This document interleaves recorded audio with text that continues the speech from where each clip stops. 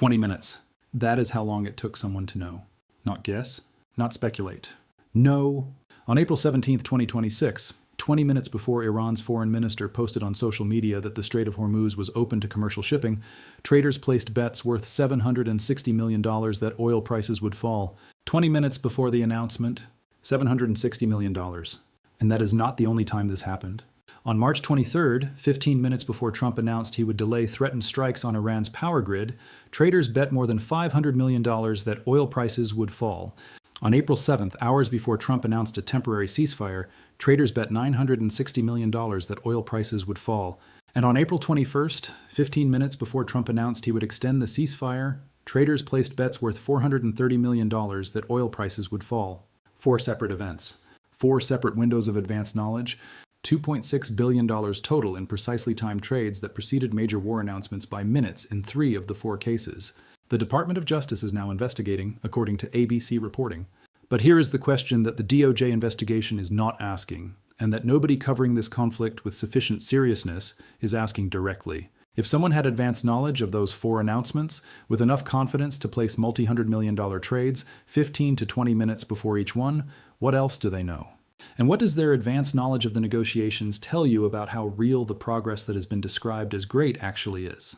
Because the pattern of $2.6 billion in front-run trades does not describe a chaotic and unpredictable negotiating environment where the outcome is genuinely uncertain. It describes an environment where specific outcomes are known to specific people before they are announced. And the question of who those people are and what else they know is the most important unanswered question about this entire conflict. That is not the only thing you need to understand about where this war actually stands right now, but it is the lens through which everything else needs to be read. But let's back all the way up. Because to understand why the oil market front-running story is not a financial sidebar to the main geopolitical narrative, but actually the most revealing available indicator of the gap between the official communications about this conflict and the operational reality underlying them, you need to understand everything else that came out in the past 72 hours that puts the front-running in its full strategic context. Here is where we stand as of this week.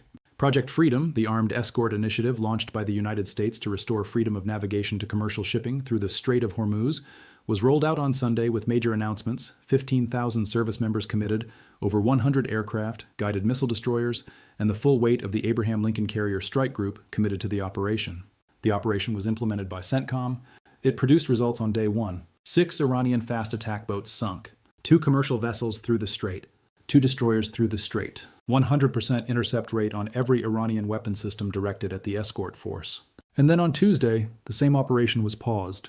Not because it was not working, because according to Wall Street Journal reporting, Saudi Arabia and Kuwait told the United States they could not use their bases and airspace to conduct the mission anymore.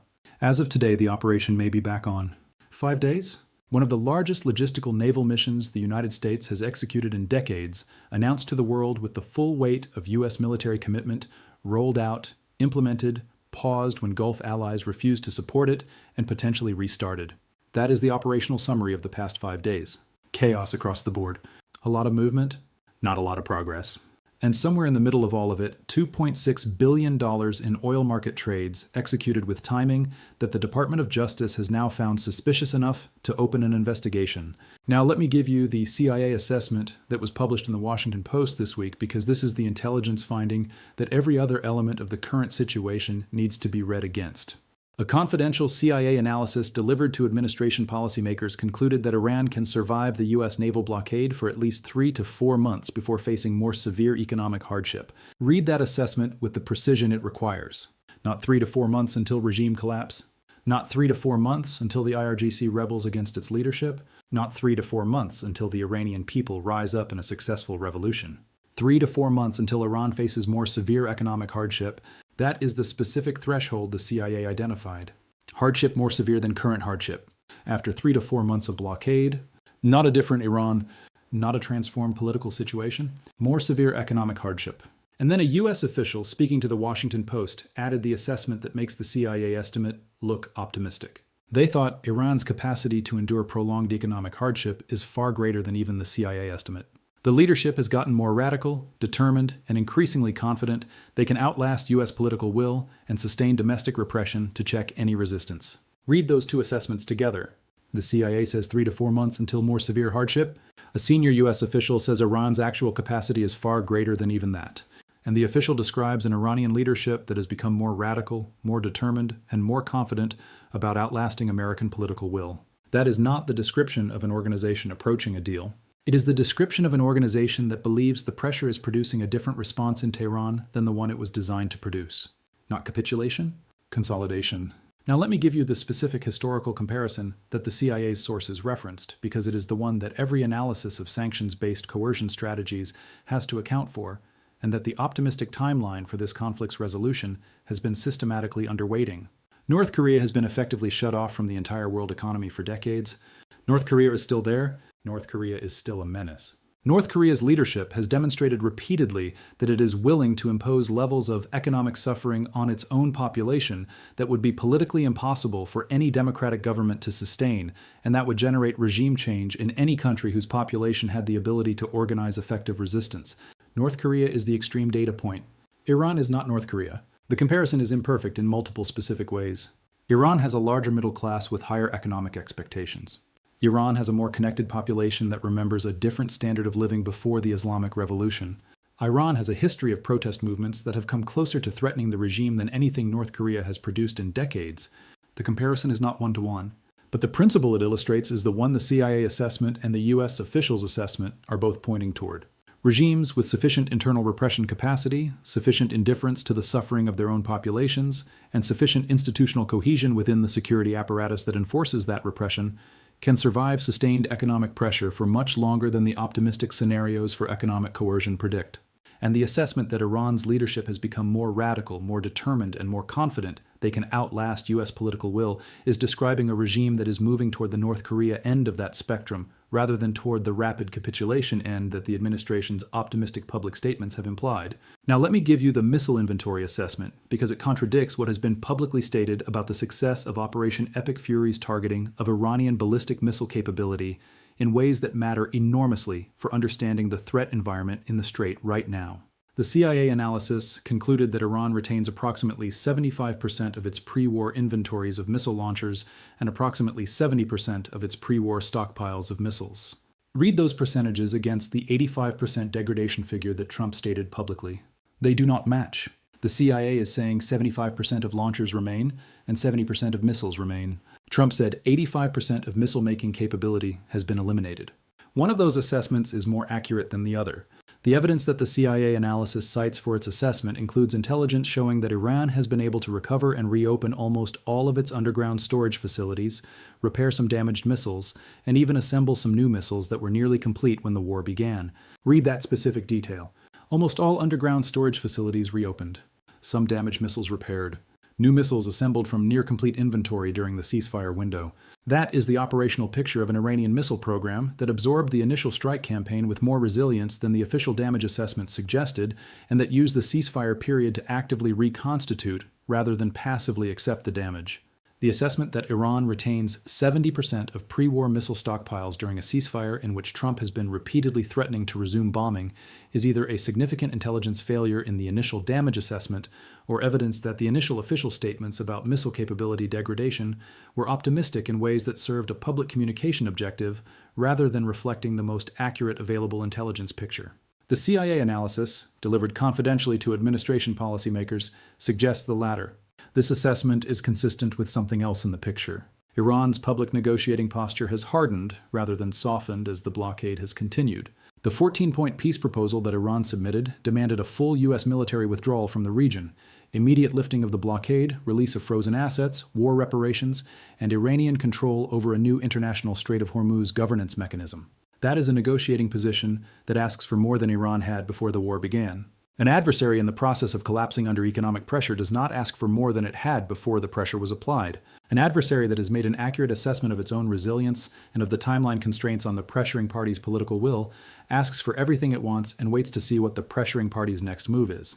The combination of the CIA's 3 to 4 month timeline, the U.S. officials' even more pessimistic assessment of Iranian endurance, the 70% retained missile inventory, and the demand posture that asks for more than pre-war conditions is describing a regime that is not approaching capitulation on a short timeline. It is describing a regime that is playing the patience game it has played for 4 decades and betting that American political will has a shorter half-life than Iranian institutional endurance. That bet has worked before.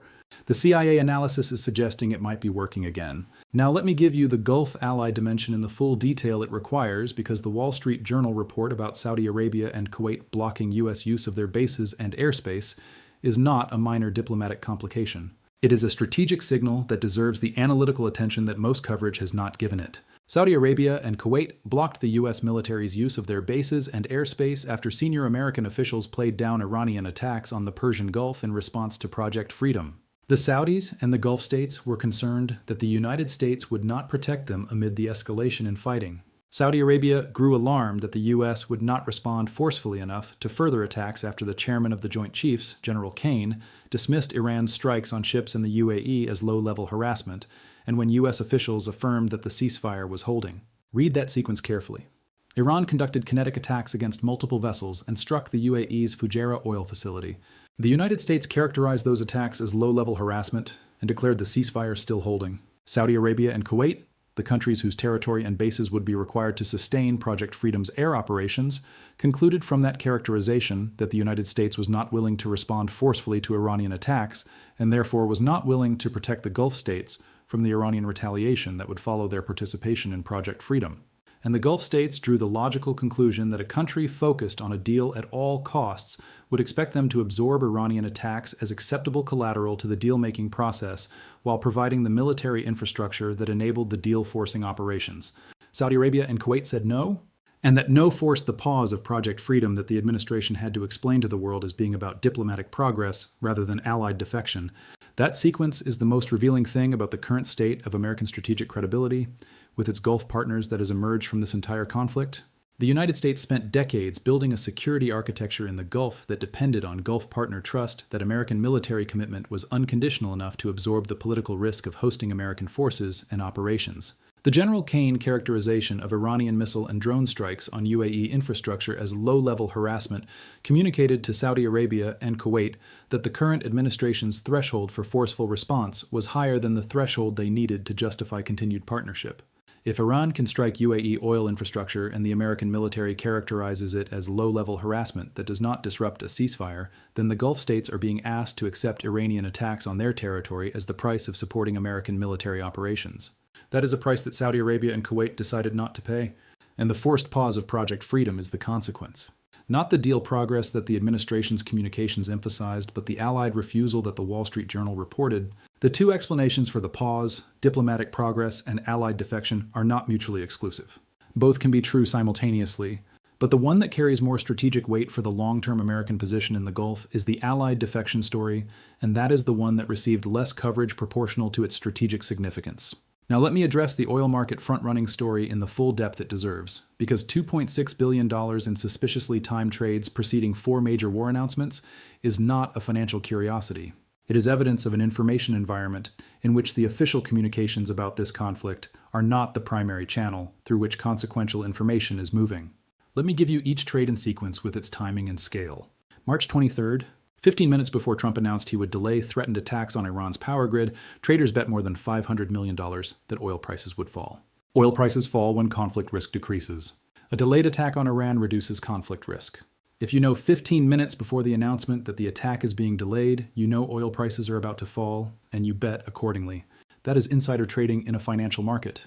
It is also evidence that the decision to delay the attack was known to specific people 15 minutes before it was announced publicly. April 7th, hours before Trump announced a temporary ceasefire, traders bet $960 million that oil prices would fall. $960 million.